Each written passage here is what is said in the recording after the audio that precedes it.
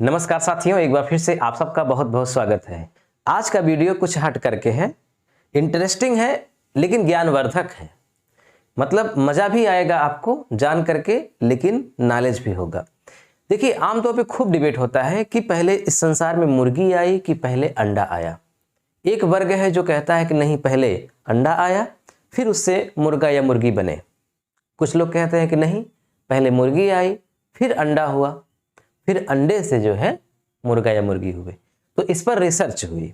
Research क्या कहती है, वैज्ञानिक क्या कहते हैं, आज हम आपको वो बताने वाले हैं। तो वीडियो को पूरा देखिएगा, स्किप मत करिएगा। देखिए, एक रिसर्च हुई इंग्लैंड में शेफील्ड एवं वारविक यूनिवर्सिटी द्वारा।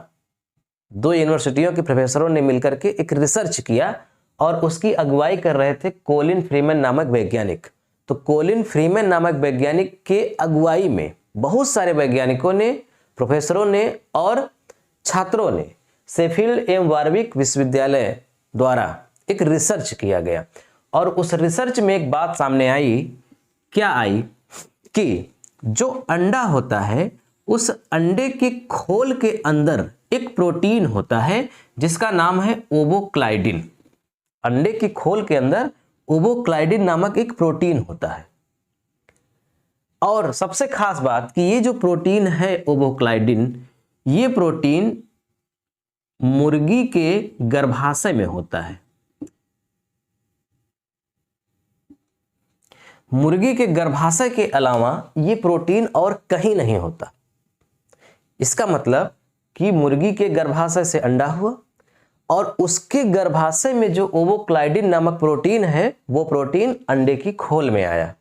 तो इससे ये साबित होता है कि इस संसार में, इस धरती पर अंडे से पहले मुर्गी का गर्भाशय यानी कि मुर्गी थी और वहीं से प्रोटीन अंडे में आया। तो एकदम स्पष्ट हो जाता है कि इस संसार में पहले मुर्गी आई, उसके बाद अंडा। ठीक है, ये एक रिसर्च है। अब इस रिसर्च ने ये तो बता दिया कि इस संसार में पहले मुर्गी आई, उसके बाद अंडा आया।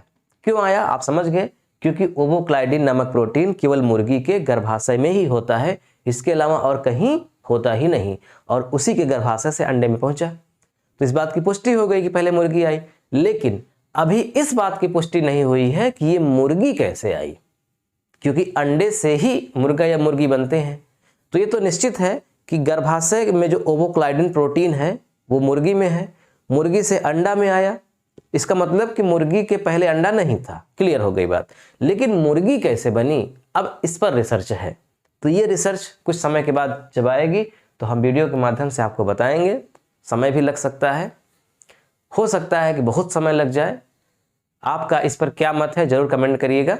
और आप इस तरह के किसी भी टॉपिक पर वीडियो चाहते हैं तो जरूर कमेंट करिएगा। हम पूरी कोशिश करेंगे उस पर वीडियो बनाने की, और वैज्ञानिक के आधार पर, यानी कि वैज्ञानिकों ने क्या रिसर्च किया उसके आधार पर हम आपको बताएंगे, कोई हवाई नहीं। ठीक है, वीडियो देखने के लिए आपका बहुत बहुत धन्यवाद। मिलते हैं नेक्स्ट वीडियो में, तब तक के लिए नमस्कार।